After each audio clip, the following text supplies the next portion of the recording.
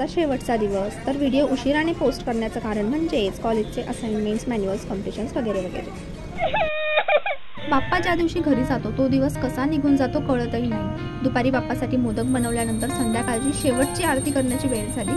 आम्ही सर्वांनी आरती केली आणि आरती करताना मन अगदी भरून आलेलं, कारण की बाप्पा आज घरी जाणार होता.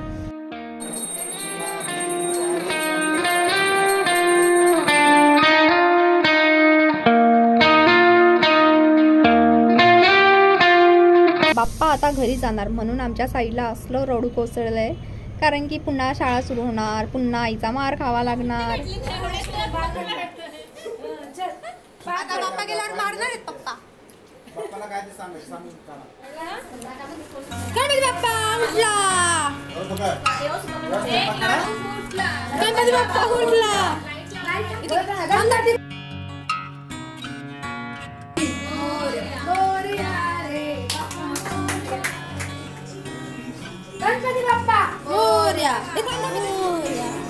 तब्बल 6 दिवसाच्या मुक्कामानंतर बाप्पा निघाले आपल्या घरी जाण्यासाठी. मोरया रे बाप्पा मोरया, गणपती बाप्पा उठला,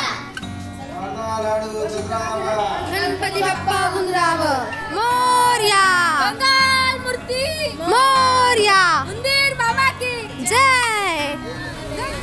मोरया रे बाप्पाला डोक्यावरून घेऊन जात आम्ही निघालो आमच्या चाळीच्या दिशेने, कारण की तिथून आमचे बाप्पा वाजत गाजत निघणार होते आपल्या घरी जाण्यासाठी. तर मंडळी, फुलांनी सजवलेल्या त्या गाडीवर आमचे बाप्पा विराजमान झाले आणि त्यानंतर गुप्ता परिवाराचे बाप्पा घराबाहेर निघाले आणि ते देखील गाडीवर विराजमान झाले. मग आले शिंदे परिवाराचे बाप्पा गौरीसोबत.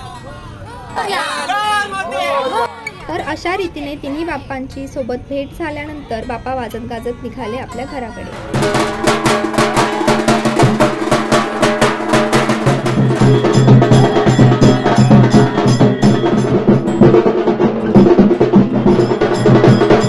तब्बल 1 ते 2 तासाच्या विसर्जन मिरवणुकीनंतर बाप्पा आणि आम्ही येऊन पोहोचलो त्या तलावाकडे, जिथून बाप्पा जाणार होते आपल्या घरी.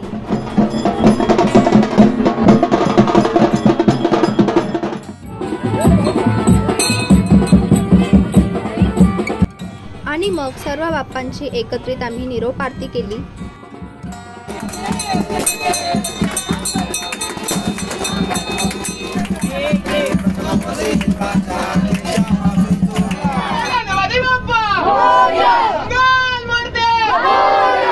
मग सर्वांनीच रांगेत बाप्पाचं शेवटचं दर्शन घेतलं आणि मग त्यानंतर बाप्पा एक एक करून लाईनीत निघाले आपल्या घरी जाण्यासाठी. भरल्या डोळ्यांनी आम्ही बाप्पाला निरोप दिला आणि पुढच्या वर्षी लवकर या गजरात बाप्पा गेले आपल्या गावी. शिंदे परिवाराचे बाप्पाचे विसर्जन झाल्यानंतर आमचे बाप्पाही निघाले घरी. 4 ते 5 दिवस आपल्या घरी राहून आपल्याच परिवारातील एक भाग झालेल्या या बाप्पाला निरोप देण्यासाठी मन तयार नसतं, पण तरी देखील बाप्पाला जावं लागतं. नंतर विसर्जन झाल्यानंतर त्या रिकाम्या मखराची आम्ही आरती केली आणि आरती करताना सर्वांचेच डोळे पाणावलेले होते, कारण की समोर बाप्पा दिसत नव्हता.